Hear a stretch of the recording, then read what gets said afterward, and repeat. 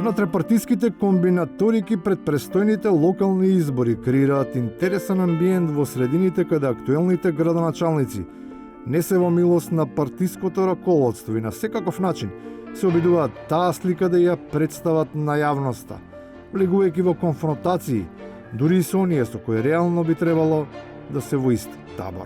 Денеска чекам час и половина да отпочнеме со седница да одговараме на советнички прашања.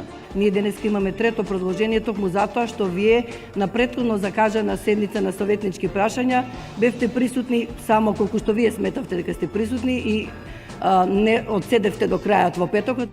А додека градските функционери на јавна сцена се расправаат за своето време, проблемите ги притискаат граѓаните кои се принудени за малку внимание од општинските комуналци да ја презентираат сета своја медицинска историја, која дури не е толку важна, во споредба со потребата да се одржува хигиената.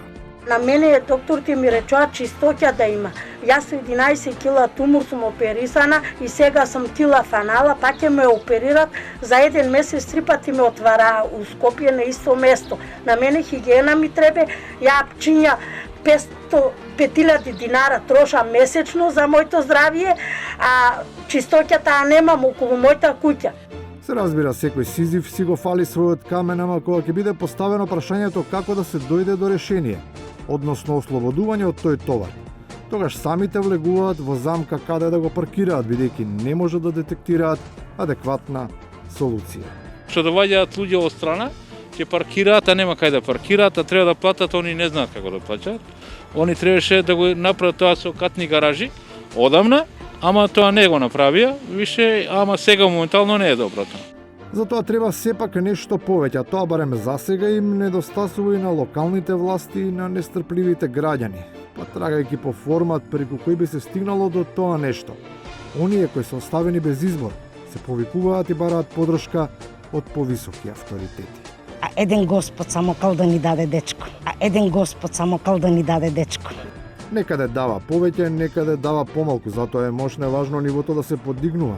А тоа се прави со постојана едукација, за да може барем тие што се стремат кон висините, да почнат да користат вокабулар кој одговара на тезата која сакаат да ја пласираат. Поради локалните избори од ДИК беше најавено дека ќе бидат набавени принт терминали, па затоа ние апелиравме до година во април, мај да се одржи пописот. И на крајот, кога и без фингерпринт се остава отпечаток кој останува забележан во пописните листи како сведоштво за врвно аматерско толкување на судбината. Колку и да звучи смешно, но некако кармата се намести на крај. Ем Сашо Мјалков ќе си биде негде слободен, ем Христијан Мицкоски ќе биде премиер. Ова е големо предвидување. Така, ова е предвидување. Не е лошо да се прогнозира, но не и да се верува во собствената моќ да се толкува влијанието на космичките сили. Од и во случајот не се подпираат на ништо повеќе од огромната желба. Па таа не е доволна за да се намести кармата.